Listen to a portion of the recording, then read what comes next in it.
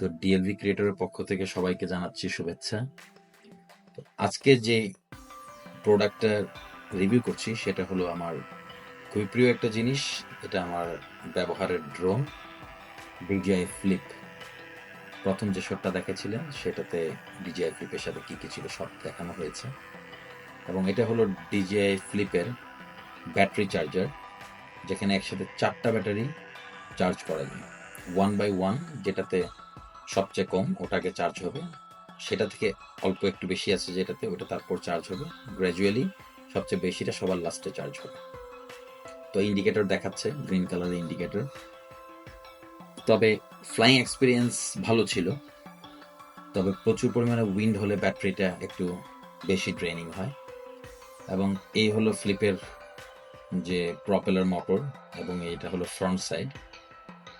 তো overall build quality খুব খারাপ মনে হয়নি, প্লাস্টিক টাইপের মেড। সামনে একটা কাভারও দেওয়া আছে ক্যামেরা প্যানেলটা ঘুরে রাখার জন্য। তবে জিনিসটা খুবই হালকা, যেহেতু 249 গ্রাম। অ্যাজ ইউজুয়াল অন্য ব্যাগগুলোর মতো এটার সাথেও একটা ব্যাগ দিয়েছে ক্যারি করার জন্য। ডিফারেন্ট কিছুই না, স্পেসটা একটু বড় করেছে যাতে ড্রোনটাকে একটু ফ্রিলি ক্যারি করা যায়।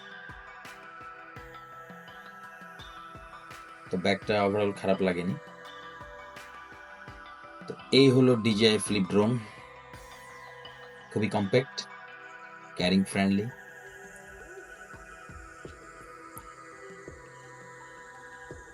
ফ্লিপ লেখা আছে পিছন দিকে, অন্যগুলো যেরকম লেখা থাকে সেরকমই।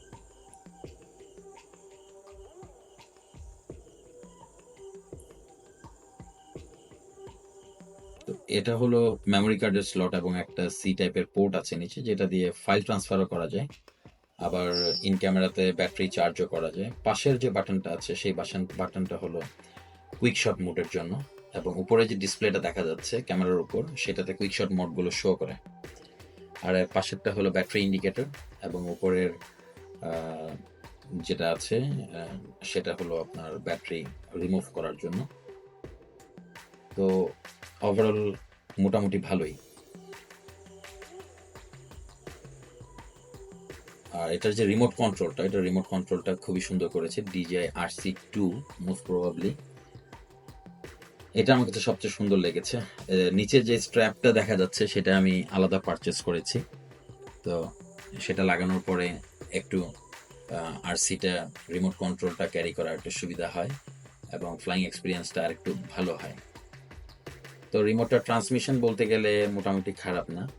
বেশ কিছুদিন হলো, আমি প্রায় মাসখানেকের মতো এটাকে ব্যবহার করছি। ব্যাক পার্টে কিছু কাস্টমাইজ বাটন আছে, যেটাতে নিজের কাস্টমাইজ করা কোনো ফ্লাইট মোড থাকলে সেগুলোকে ব্যবহার করা যায়। পিছন দিকে একটা প্যানেল আছে যেটা দিয়ে ওই RC-টা কুল থাকে, এবং এই হলো ব্যাটারি প্যাকটা, যেটাতে আগেও বলেছিলাম যে 4টা ব্যাটারি একসাথে চার্জ করা যায়। তো 3টা পর্যন্ত হয়তো বা একসাথে চার্জ হয়, যেহেতু এটার সাথে 3টা ব্যাটারি কম্বো প্যাক নিয়েছি। এই কম্বো প্যাকটাতে 3টা ব্যাটারি দেওয়া হয়, ক্যামেরার সাথে একটা, এক্সট্রা আরো 2টা।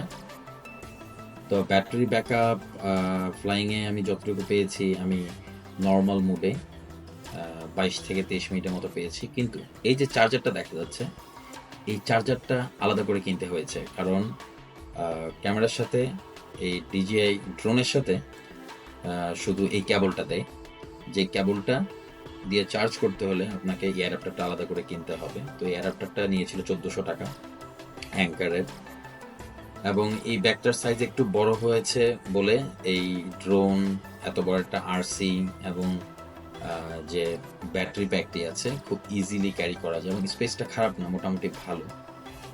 তো এটার মধ্যে আমি প্রথম ড্রোনটাকে ঢুকিয়ে দিলাম ব্যাগের ভিতর, তারপরে আমি নিচের যে পিনগুলো আছে যে স্ট্র্যাপ লাগানোর জন্য সেটা সহ আমি রিমোট কন্ট্রোলারটাকেও আমি ঢুকালাম ভিতরে, এবং এই সর্বশেষ আমি ব্যাটারি প্যাকটা ঢুকিয়ে নিচ্ছি। তো ব্যাটারি প্যাকটা ঢুকানোর পরে জিনিসটা পুরোপুরি কম্প্যাক্ট হয়ে গেল, এবং ব্যাগের উপর সাইডে এখনো অনেক স্পেস রয়ে গেছে।